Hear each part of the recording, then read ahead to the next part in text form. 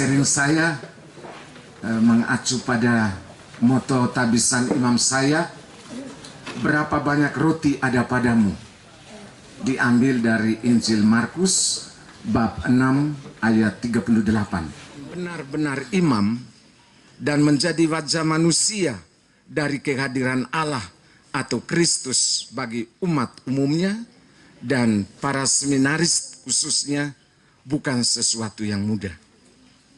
Ini merupakan sesuatu yang sungguh berat selama 25 tahun ini.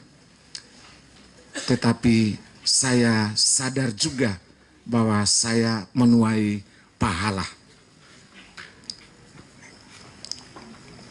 Baik, itu kristalisasi refleksi ini terangkai dari aneka macam pengalaman, manis dan pahit, suka dan duka, sukses dan gagal, menggembirakan dan menyakitkan.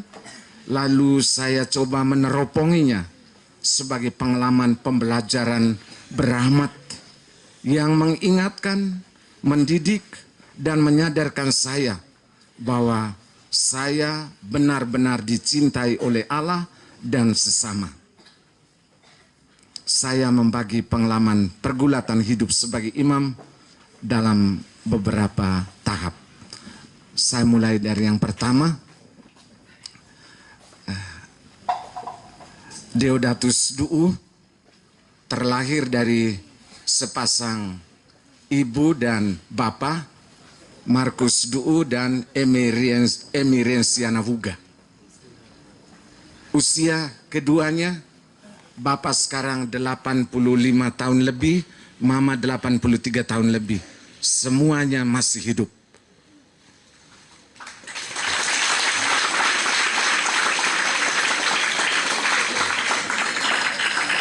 Kenapa? Kedua orang tuaku ini masih hidup. Saya punya prinsip begini. Kalau saya hidup baik, saya percaya bapak dan mama saya sehat. Dan bapak mama hidup baik, pasti anaknya sehat. Itu prinsip yang saya pegang dari lahir sampai dengan saat ini. Dari sepasang bapak dan mama ini terlahir 6 bersaudara. 3 laki-laki, 3 perempuan. Yang pertama itu bapaknya Rekos, kakak saya. Saya ini anak kedua, lalu anak ketiga sampai saat ini statusnya bruder. Nah, dia bukan bruder ini biarawan, tidak. Nah, dia tidak mau menikah atau apa tidak. Lalu ketiga saudari, 4, 5, dan 6 itu saudari. Saudari pertama sampai saat ini tidak menikah. Lalu yang kedua itu menikah, anaknya 5 orang. Dan yang bungsu sampai sekarang tidak menikah. Dalam hati saya 3 orang. Pertama, pernah frater novis 2, ketika mau ke Ledalero, didapat ada HP, dikeluarkan. Nah, sekarang dia sudah selesai studi bahasa Inggris di Bali.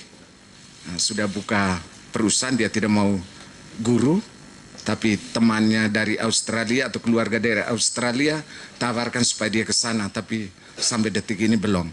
Lalu yang kedua ini yang Rekos itu. Nah, lalu yang ketiga saudarinya sekarang kelas 1 SMA. Jadi mau diharapkan yang di bawah tidak ada lagi.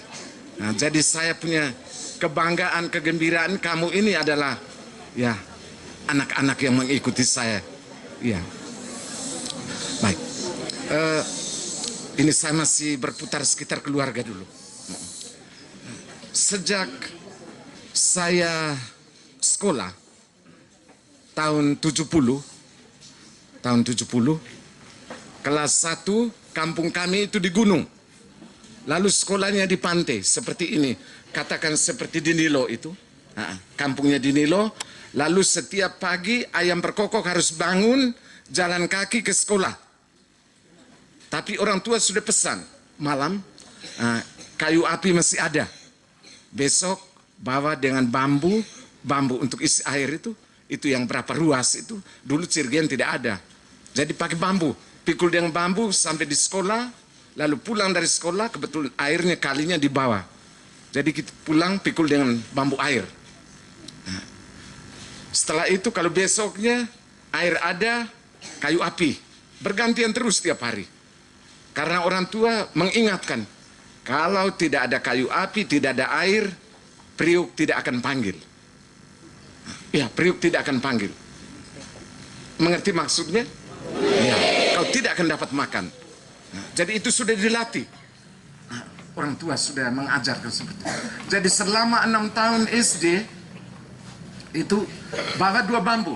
Satu untuk kami Bapak Ibu Guru, itu kami dulu wajib. Bahwa untuk ini Bapak Ibu Guru, kayu api dan air. Nah, iya. Selama 6 tahun di SD saya tidak mengalami kesulitan, berjalan lancar. Lalu ketika kelas 6 tamat, dulu itu saya ingat, saya masuk seminari itu karena Bapak Ibu Guru. Engkau nih bagus, engkau nilai bagus, sikapnya bagus, ini engkau cocok masuk seminari. Benar. Ya.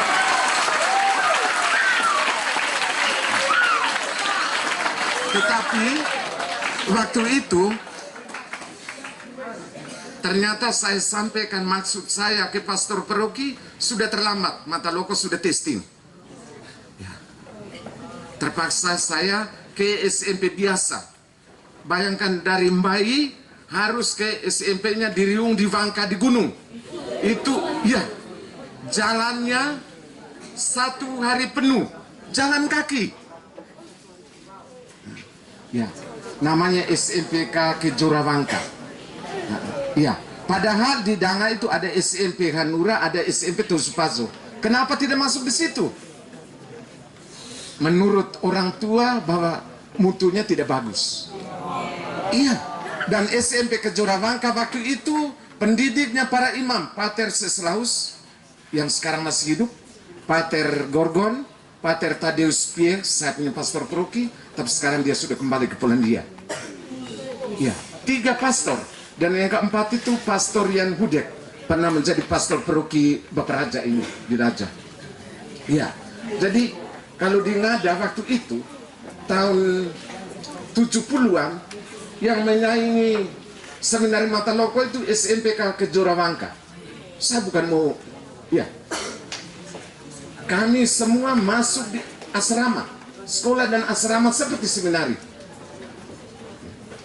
Dan Pater waktu itu, Pater Seslaus, kalau namanya anak yang rokok, langsung sanksinya gali kolam, namanya kolam rokok.